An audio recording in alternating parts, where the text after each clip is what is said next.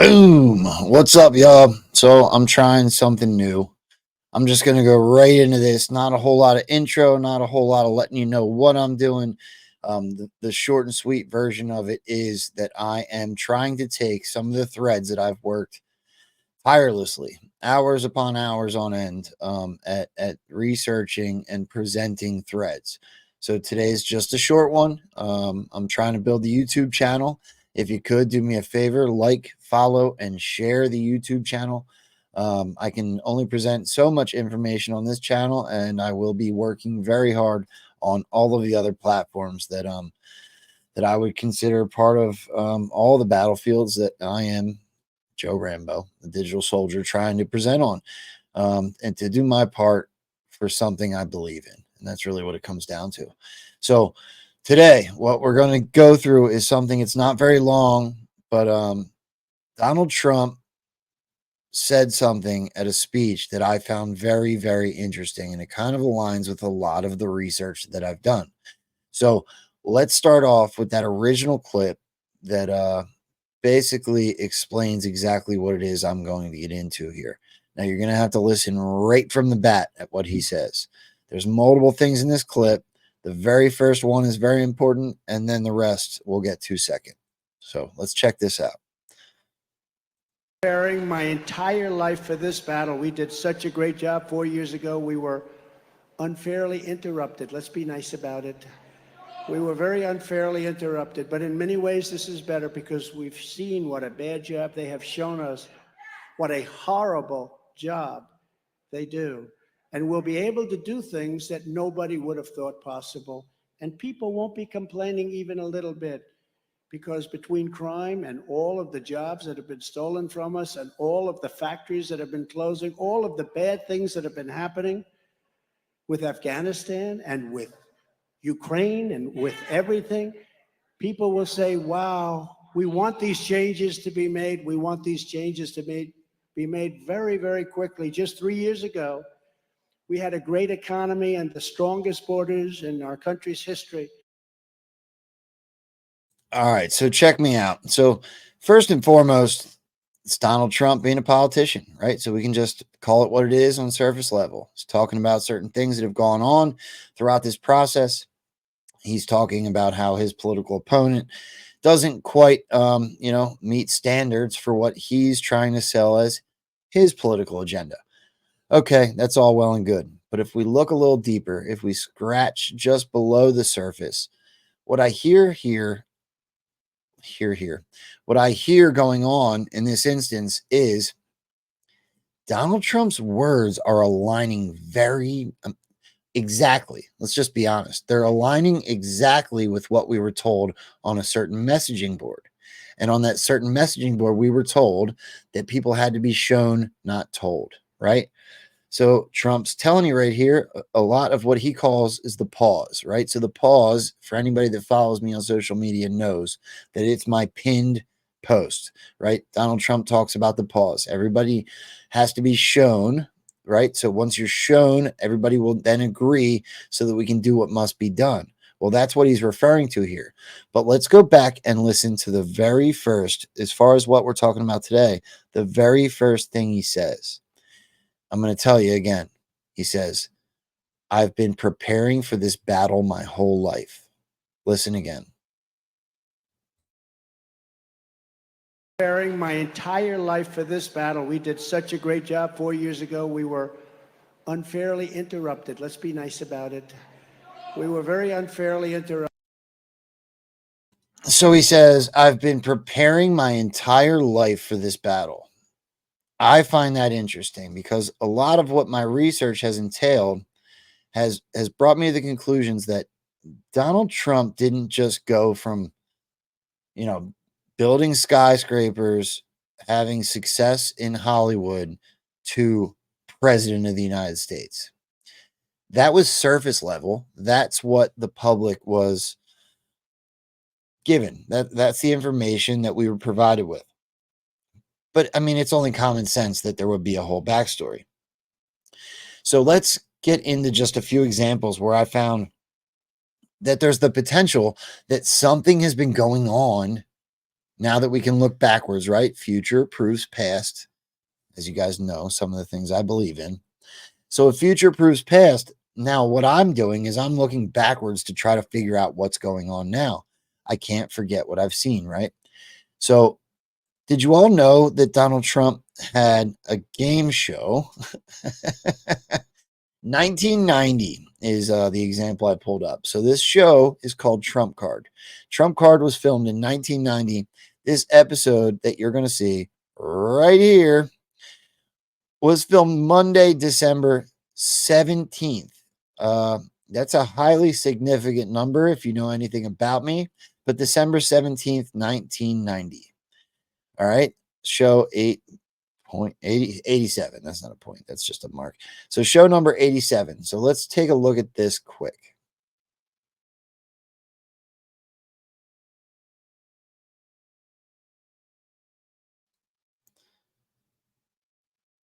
Dasting.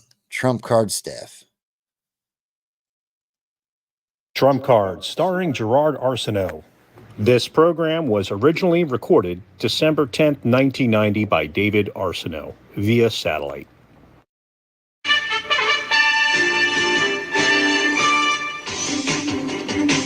From the spectacular Trump Castle in world-famous Atlantic City, it's time to play television's non-stop game of knowledge, Trump Card. And now, here's the star of Trump Card, Jimmy Cephalo. Okay, so very interesting. Donald Trump had a game show named Trump Card, right? Ran out of Atlantic City. None of it doesn't make sense. Trump, the name, the brand, the man, he has casinos in Atlantic City. I mean, we remember stories like he brought Mike Tyson in to put Atlantic City on the map, right? Maybe if I do this YouTube thing long enough, I'll get to fight him myself. I don't think so. He'll probably be too old by then. Shout out Jake Paul. Anyway, so if we think this through to what we've been seeing today and those certain messages on the board, this is interesting because we've been asked, when do you play the Trump card, right? So looking back in the history, this alone is kind of dasting. It's kind of mind-blowing, if to say the least. Well, I don't know if you caught it, but here's a screenshot. So this is the opening scene to a 1990 Donald Trump's Trump Card game show. For anybody that isn't aware, for one more preemptive statement going into this screenshot, there are multiple references when it comes to that certain secret messaging board that talk about castles, red castle, green castle. We know something about Castle Rock Studios potentially playing a role in what we're seeing play out before our eyes, right? If you're catching what I'm leading into. So here's the screenshot, the most interesting part of that intro that kind of blew my mind. Here's a little 1/3 screenshot of a casino poker board laying the cards out. Not a big deal. Here is a photo of one of Donald Trump's casinos. Really cool. Not a big deal. But this last third says Castle 45. What are the odds? What are the possibilities that the number 45, Castle pointing to 45, who's the 45th president of the United States? That's right, it's Donald J. Trump. So let's move right along here. That is, in my opinion, that's not a small deal. So here's a photo, and I promise I'll keep this short because I can do this all day. There might be like 4 or 5 additions to this one. But just for today, to keep it short, just to put something up there on the YouTube channel to try to get people to start, drawing some interest in what it is that we research and we look into. Here's another one. So this is from a magazine in the 90s. Now, Donald Trump is an absolute perfectionist. I can say this confidently because I've looked into videos of him before and after videos, right? So before videos, he's very particular about where his water sits or if the table's there. He gets very upset when he finds a pen mark on his shirt, right? All this might be an episode or edition number 2. But for this one, just so we're aware, trust me when I tell you that Donald Trump had probably complete, if not most of the control in this photo. So here we are, Donald Trump. Here's what ended up being his failed airline, right? Trump Airlines, and these strategically placed airplanes. And here's his hand, strategically placed, with a serving dish that isn't letting you know what's going on underneath the lid or behind the surface, right? And I see a tablecloth with what looks like a whole bunch of pluses. So what I found in this photo, if you look at his hand motion here, the way that his fingers are presented, he is now holding the lid of that serving dish, but the way he has his finger pointed forward is almost to direct your eye to take a look. And the first thing I saw, again, is the pluses. Well, it gets even deeper. So my aunt, on her side, on Mrs. Rambo's side, is deaf. So there's no communication unless you use sign language. So I found this intriguing. Well, I'm not sure, and I can't really talk about this too much if I'm going to put this up on the tube. But does anyone know what that hand signal signifies in sign language? I'm going to give you a hint.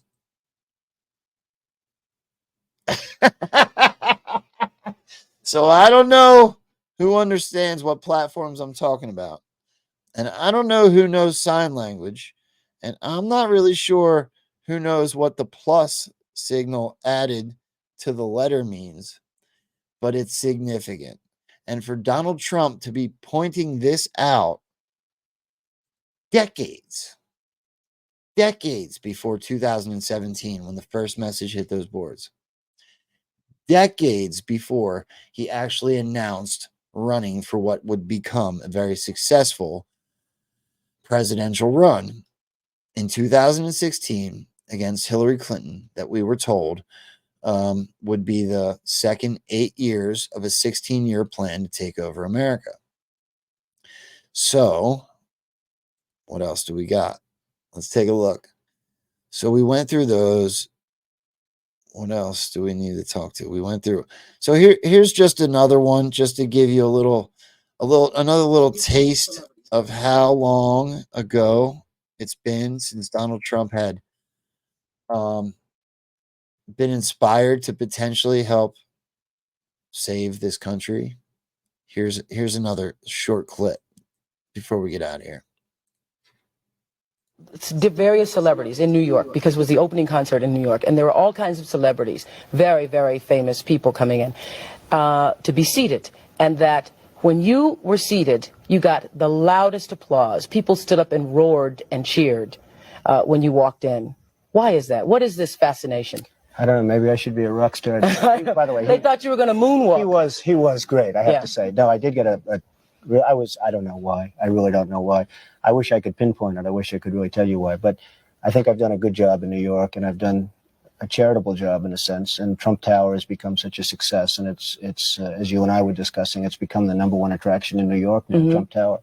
And I think people recognize it. New York people are really proud of it. And people, so you've sort of become like a folk hero. I mean, people, there's someone in this audience, I was reading the audience list, some man who's a businessman, you can tell me who you are later, who went to New York and just wanted to stand by your building, hoping some of the luck would run off. Is that true? Is he in this audience? He's in this audience. We have to find him. Yeah.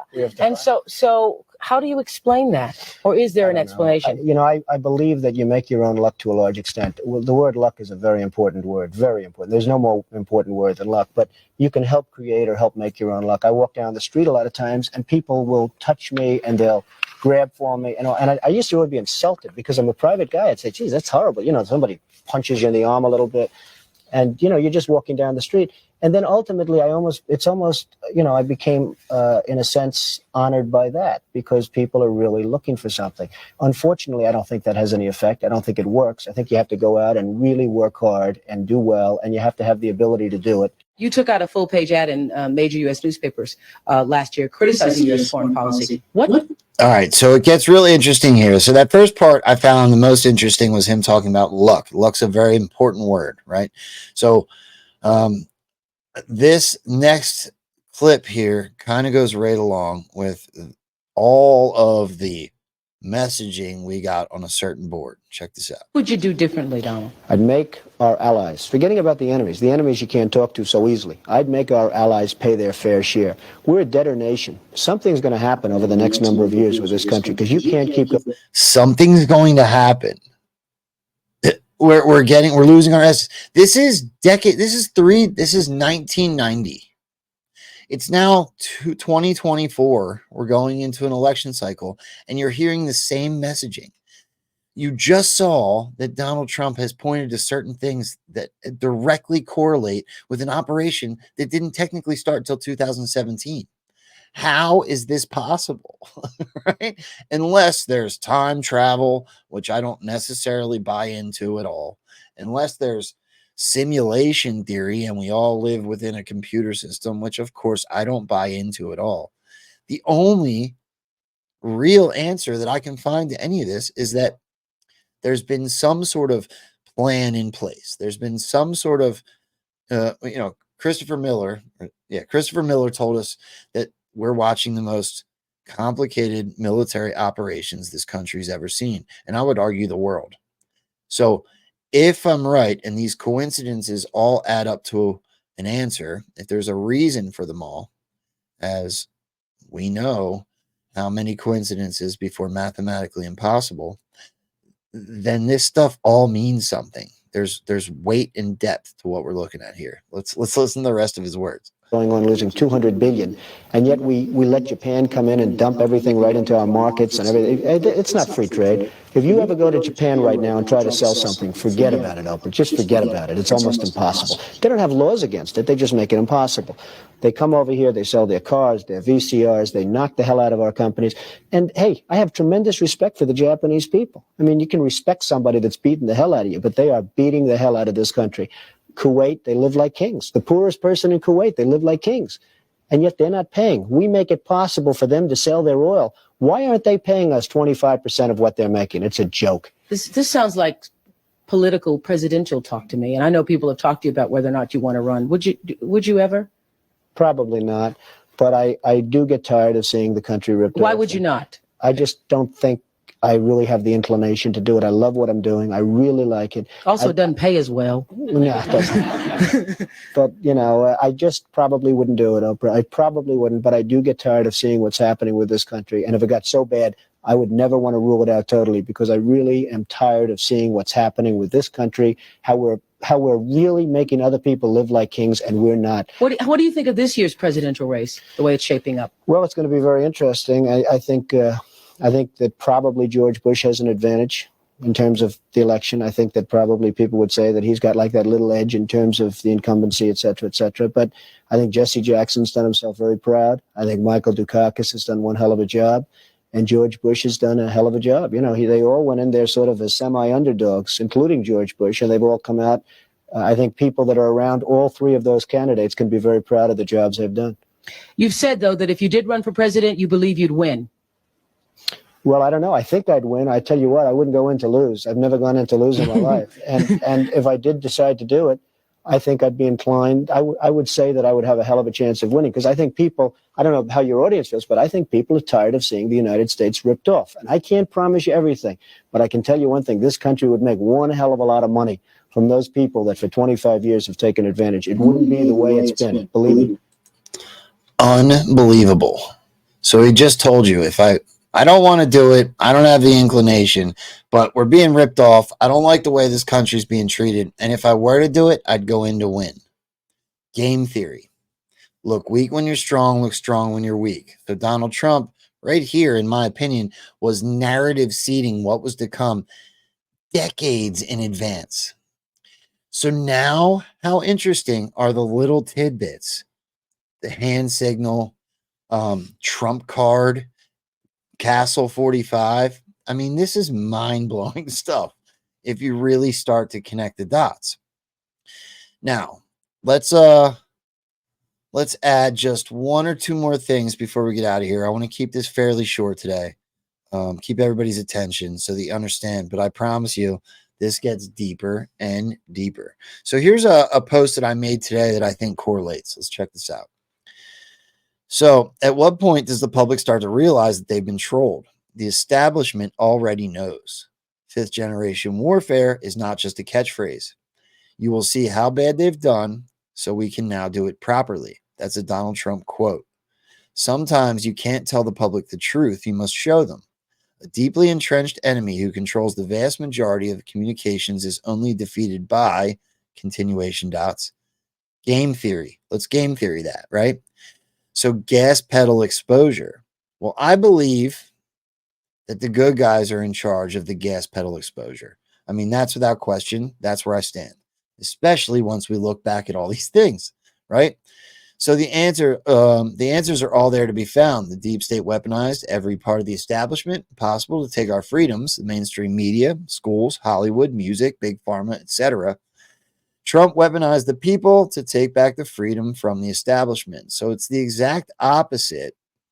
If all of these coincidences and dots connect correctly the way that it's firing in my brain, then Trump did exactly the opposite of what they had been doing to us so that we can now take our freedom back. This has never been attempted before, military-civilian alliance. Shot. They failed. The radical left prosecutors go after Trump. Just give it a shot, they say. Give it a shot. They failed in Washington. They failed all over the place. Between the impeachment hoax number 1, impeachment hoax number 2, all of these investigations. Oh, shit, we failed. Let's send it to the radical left prosecutors in New York. Maybe they can have more luck. They'll never stop until November of 2024. They won't stop. The radical left prosecutors. I mean, boom. Boom, boom, boom. So I'm going to add one more as an exclamation point. My favorite clip I talked about earlier. So let's take a look. That's not the one. Let's see. Is this the one?